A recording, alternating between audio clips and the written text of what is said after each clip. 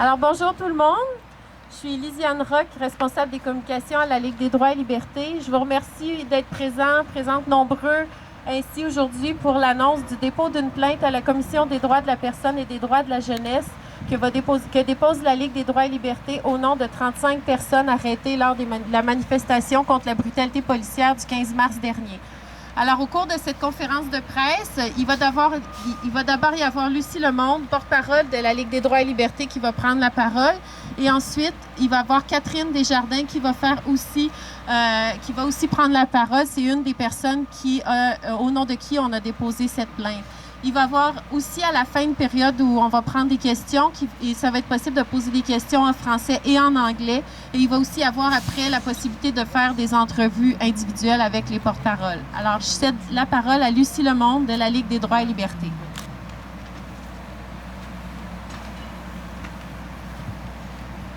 Alors, bonjour. Donc, la Ligue a déposé la semaine passée à la Commission des droits de la personne et des droits de la jeunesse une plainte en discrimination et en profilage politique contre le SPVM et la Ville de Montréal au nom de 35 personnes qui ont été arrêtées lors de la 17e manifestation contre la brutalité policière le 15 mars dernier. On se rappelle qu'au début de la manifestation, un important dispositif policier avait été déployé, incluant cavalerie et anti-émeute. Avant même que la manifestation débute, elle a été déclarée illégale et les interventions policières ont fait en sorte de diviser en deux groupes les manifestants qui ont été forcés de se diriger vers des lieux où il y a eu des arrestations massives et un encerclement en souricière.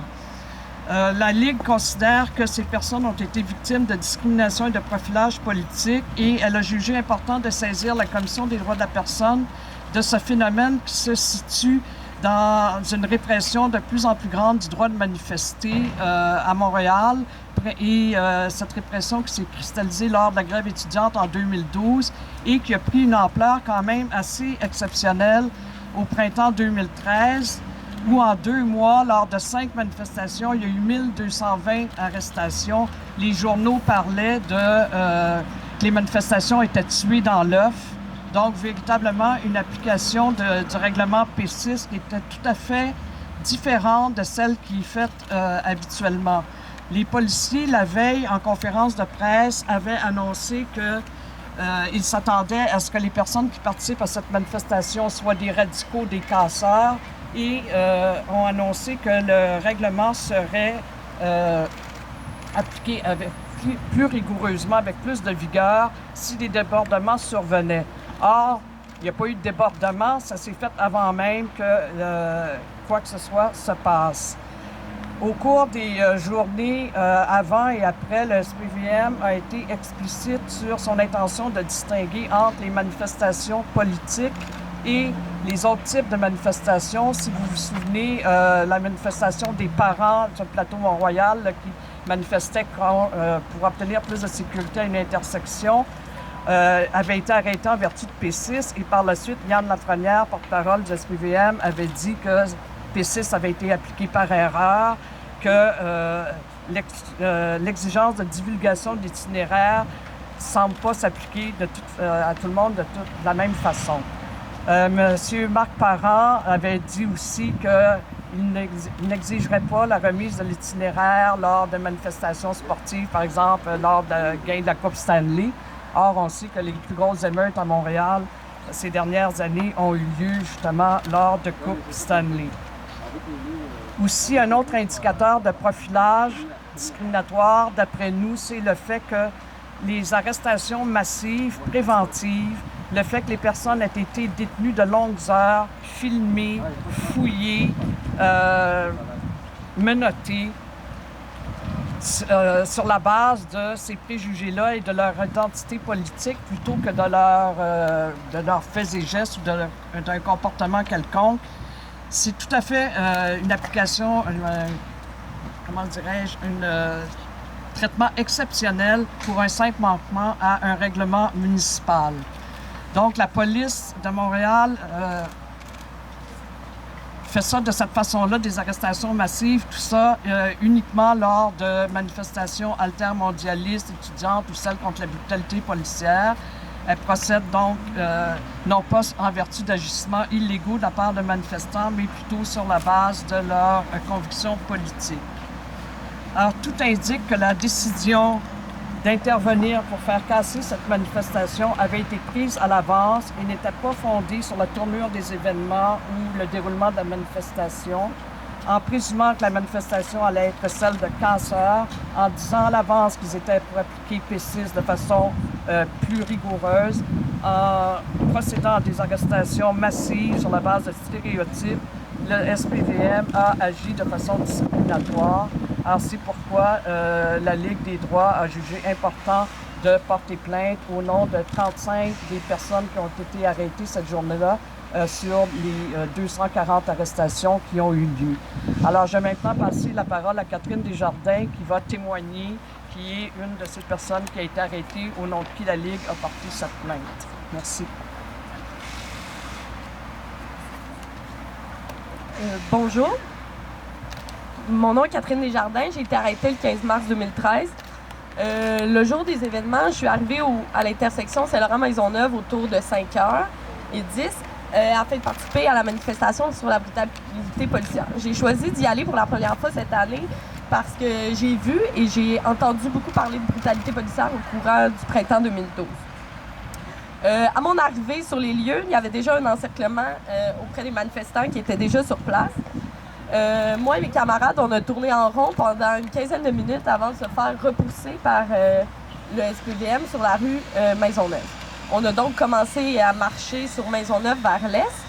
Arrivé aux habitations Jeanne-Mance, on a coupé à travers le parc pour se rendre sur Sainte-Catherine.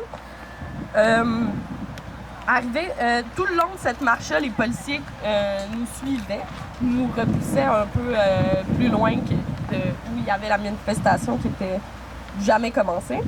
Tout ce temps-là où je marchais, j'avais l'impression que je pourrais tourner au métro Berry-UQAM, qui n'était pas trop loin de là. Voilà pourquoi je suivais un peu le groupe. Malheureusement, arrivé sur Maisonneuve, on s'est fait encercler par les policiers, ceux qui étaient déjà derrière nous et ceux qui arrivaient, un groupe qui est arrivé par Sanguinet. À ce moment-là, je me suis donc retrouvée face à l'anti-émeute. Après une dizaine de minutes d'encerclement, un homme bien mis avec une mallette s'est fait retirer du groupe, fouiller gentiment et on lui a permis de partir. J'ai donc demandé si je pouvais bénéficier du même traitement que monsieur. Le policier m'a répondu que lui, c'était un travailleur, puis qu'il était certainement pas là pour faire du trouble comme moi, je l'étais.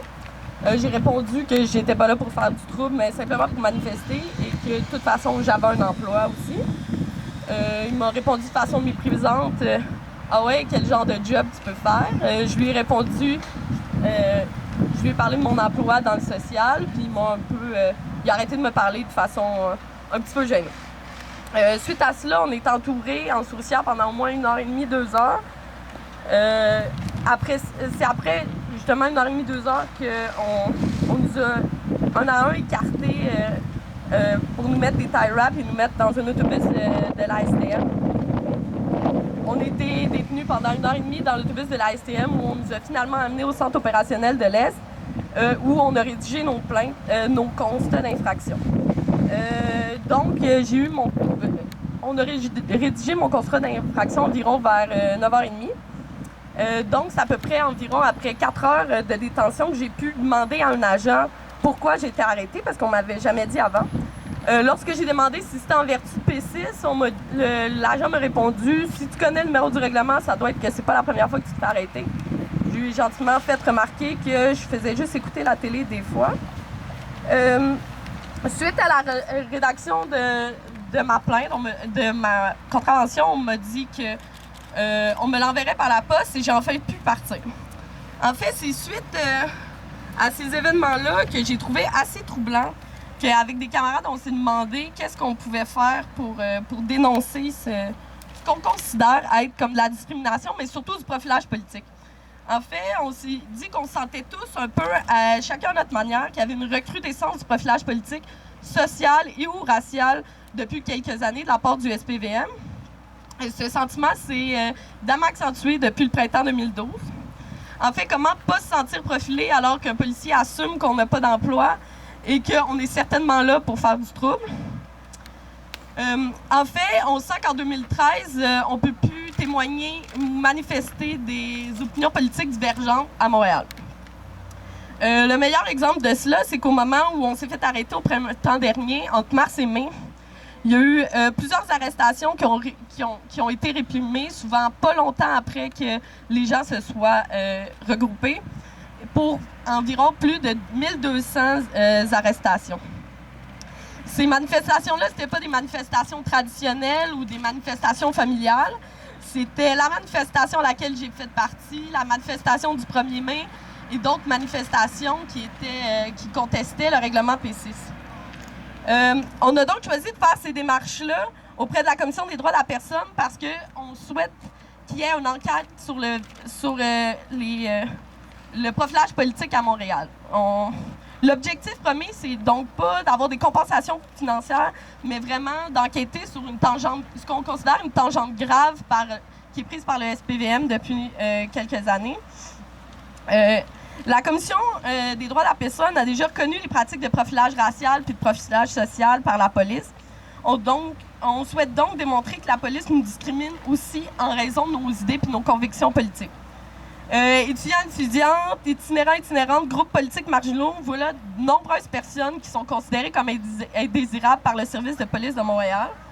Donc, voilà pourquoi on a décidé de faire une plainte à la Commission des droits de la personne. C'est parce qu'on pense que c'est l'organe qui est le mieux placé pour faire une enquête sur le profilage politique qu'on croit présent et de plus en plus présent à Montréal depuis quelques années. Donc, merci beaucoup.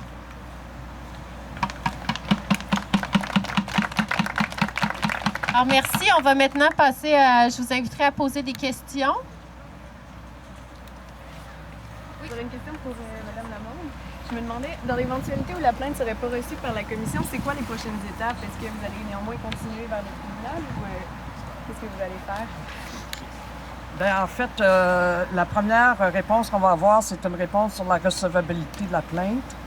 Je ne sais pas combien de temps ça peut prendre. Je sais qu'il y a un nouveau président à la Commission des droits. Par la suite, ils vont nommer un enquêteur, donc qui va faire enquête, qui va rencontrer les plaignants, qui va rencontrer le SPVM, j'imagine, les dirigeants, et qui va rendre une décision. Ça peut prendre quelques mois, sinon années.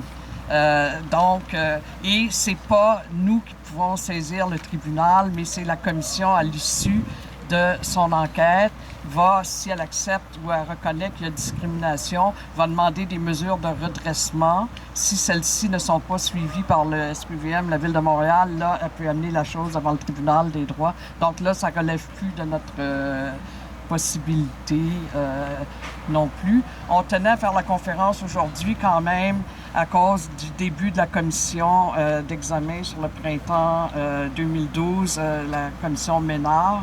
La Ligue des droits a décidé de ne pas participer à cette commission-là parce qu'on demandait véritablement une enquête publique indépendante avec un mandat qui regarde les abus policiers et le profilage politique. Or, c'est pas du tout ça que le gouvernement a mis sur pied. Il a mis sur pied une commission qui n'a pas de pouvoir de contrainte, qui peut siéger à huis clos.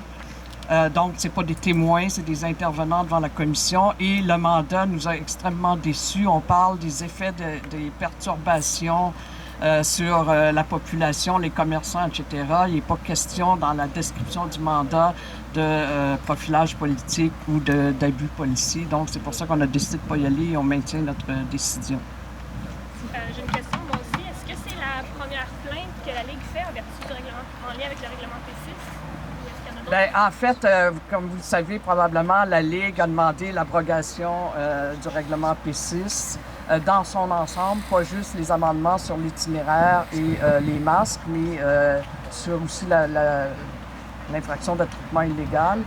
La Ligue des droits section Québec avait porté une plainte suite à une manifestation, la manifestation féministe qui a eu lieu pendant le printemps étudiant dans la ville de Québec où, alors, une manifestation totalement pacifique, les femmes tournent un coin de rue, les 80 se font arrêter et se font donner des constats d'infraction en vertu du Code de sécurité routière. Alors, la Ligue Section Québec a porté une plainte en profilage discriminatoire à la Commission des droits de la personne. La plainte a été jugée recevable.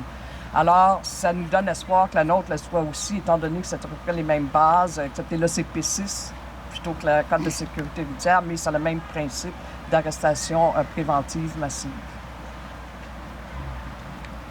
Au-delà du 15 mars, est-ce qu'il y a d'autres recours qui sont en préparation ou c'est le...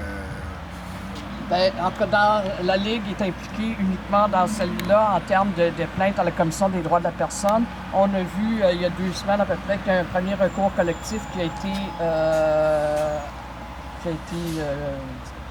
accepté par la Cour supérieure. Donc, un recours collectif concernant les 500 personnes qui ont été arrêtées lors de la manifestation du 23 mai, la plus grosse manifestation nocturne en 2012, là, suite à l'adoption de la loi 12. Alors, il y a plusieurs recours collectifs comme ça qui sont en branle. Il y a plusieurs personnes qui contestent leur constat d'infraction qu'elles ont reçu de façon individuelle. On a vu qu'il y a une jeune fille ici, là, avec Julius Gray, qui réclame des dommages-intérêts pour le nombre, que je ne me souviens plus, qu'elle a eu à peu près 7 000 $ de constat d'infraction. J'exagère peut-être, mais... Comment ça s'est fait un peu entre la Ligue et les 35 personnes? Est-ce que c'est ces personnes-là qui sont venues vous demander votre aide? Je dirais que oui. En fait, la Ligue, comme vous le savez, avec le comité légal de la classe et l'Association des juristes progressistes, on a fait un rapport sur les abus policiers, le profilage, etc., qui a eu lieu pendant le printemps étudiant, donc le rapport qui s'appelle « Répression, discrimination et grève étudiante », où on a on a analysé plusieurs témoignages, près de 300 témoignages de personnes qui avaient été ou victimes ou témoins